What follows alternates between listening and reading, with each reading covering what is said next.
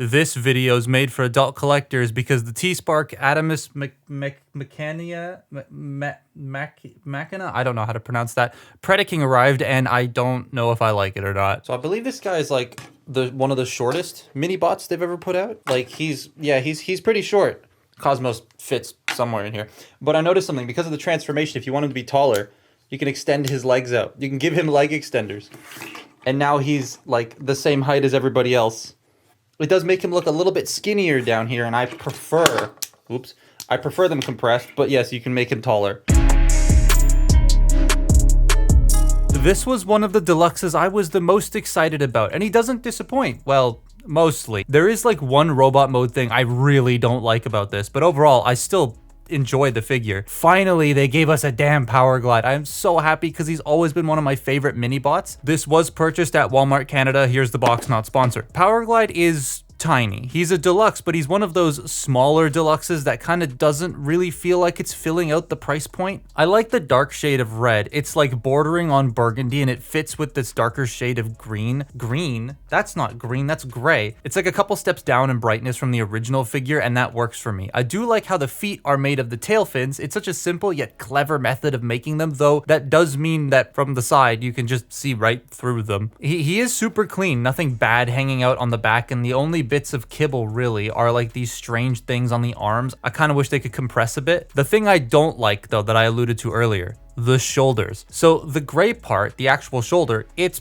tight. It's a bit too tight, and because of that, if you move the shoulder, you end up unpegging the entire wing from the torso. If you hold the wing while moving the arm, you're fine, but it can be a tad annoying at times. Head sculpt is bang on. The faceplate and the blue eyes wrapped in this like jet nose cone. He comes with an alternate face too, sort of. So he comes with the Hoist Goes to Hollywood mask. I kind of wish it could go on some of the other figures too, to be completely honest, but he can put it on his face. However, it requires a clever bit of locking in. So you need to rotate the face 180 degrees to peg the mask in. So first you pull the gun out of the top to unlock the face so you can rotate it. That's very cool. It keeps you from accidentally spinning the face around. It's a little annoying to get the face to rotate just given the space in my adult hands, but once you get it around, you can peg the mask in, and it doesn't hinder the neck articulation too much. The head can't rotate as much as it could without it, but you can still go left and right. He also comes with a gun that just works, but the storage of the accessories is kind of weird. Also, when this thing was first shown off, he had 2 guns in his hand. I think it's just someone had an extra gun and threw it in the box, but like he only comes with 1. The gun can peg anywhere, but the mask clips onto the gun, and that's like the only place I can find where it stores. So if he's using the gun and you want to store the mask, it just kind of clips onto the top of his hand and looks really stupid. Opening the chest plate reveals his heart, and they did paint the outline of it. I was kind of expecting them not to, but they did, so that's great to see. And this thing can move. While some of the joints might feel either a bit stiff or a bit limited, overall he is pretty decent. So he's pretty well articulate. Okay, I guess he fell over. Oh, you're gonna go on the floor now. He's pretty well articulated. There are a couple of weird things in regards to the like midsection, and then the shoulders are strange, but everything else kind of works really well. It's really cool how they do the ankle tilt. So the head is on a ball joint, but you don't get a lot of range on it. So you can rotate it left and right, but if you go to make him look up, that's pegging the cockpit into place for alt mode, and then you lose your head rotation. Then you gotta unpeg it. That was... my English just died there, but that's how you do the head. It's very strange. There's no tilt. It's just a rotation, and it only goes about that far anyways. The shoulders, as I mentioned, they are on a universal joint, so they can do a full 360, but they're so tight I have to hold it back here, otherwise it just unclips the wing, because there's no stopper behind this. So it clips on, but then you can just push it right off.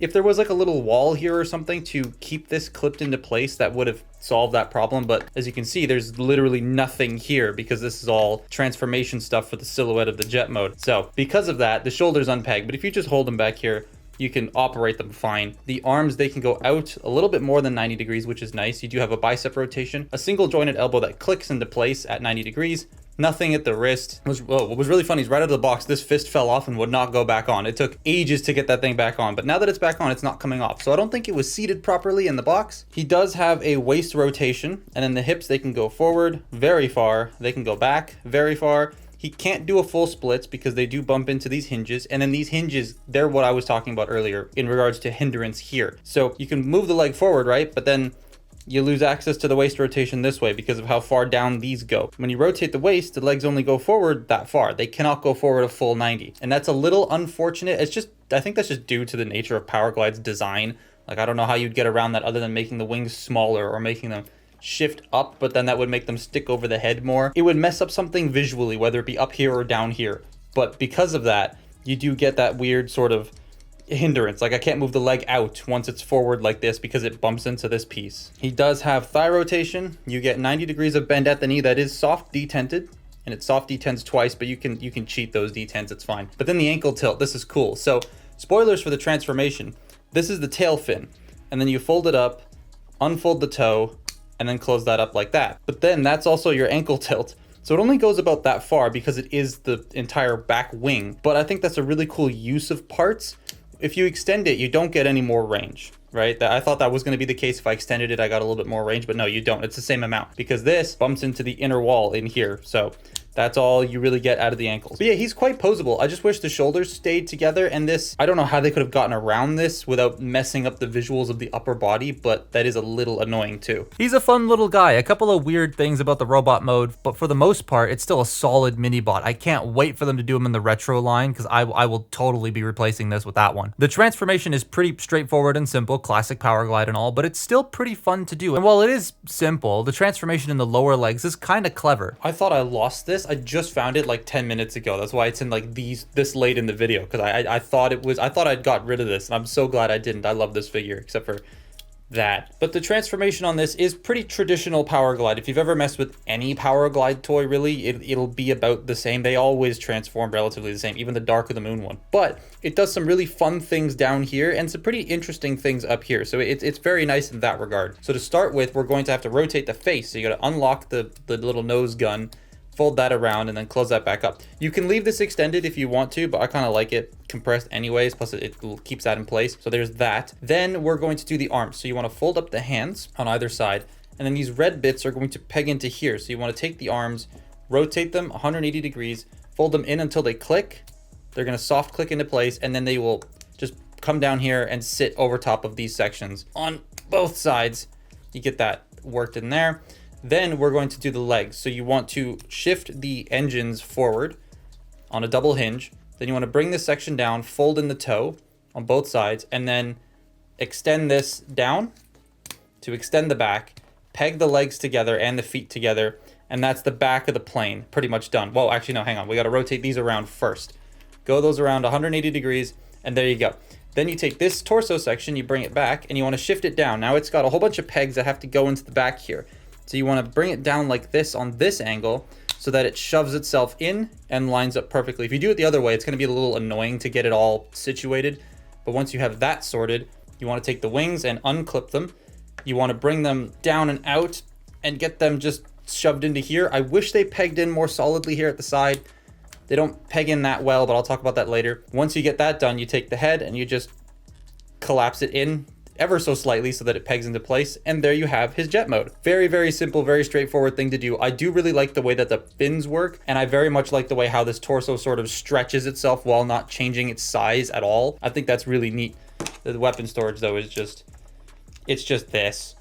Ta-da, that's whatever. Yeah, the wings, I wish they had a bit more of a solid connection to the body, like they actually sat where they're supposed to, but other than that, it is a solid alt mode. This looks so good. A pudgy and stylized A10 looking jet. Look, here it is next to the Rattler. Weapon storage is kind of crappy, but what do you expect? After Bratchet, I don't know if anyone's gonna be able to like top the weapon storage of that thing. Maybe Smokescreen. I do love the sculpting of the rub sign though. It's a nice nod. It would have been cool if it was a real one, but well, it does have to split in half, and I don't know how they would have been able to do that. He has no landing gear. Instead, he sits on these little pegs on his arms and these extensions on the tail fins. I kind of wish there was something to fold out, but He is a dense alt mode. It feels like it weighs a bit more, but it hasn't really changed apart from consolidating the mass into different areas. The way that it spreads the mass out is more even in alt mode, and it feels a little bit more weighty. I also like how most of the gray just sort of vanishes in this mode. Other than the engines, it's just all red. He color changes. In the end, it's a pretty fun figure. There are bits that bug me about both modes, but not enough for me to dislike it. However, with all the Minibots I look at this and I go, it's cool, but not 36 Canadian dollars cool. Again, it doesn't feel like enough figure to justify the asking price, but it is still fun either way, and I would recommend one. Maybe on like a 15% off sale, it would be even more worth it. But that's my look at Age of the Primes Powerglide. Follow me on Twitter and Instagram, and I'll see you next time. Bye-bye.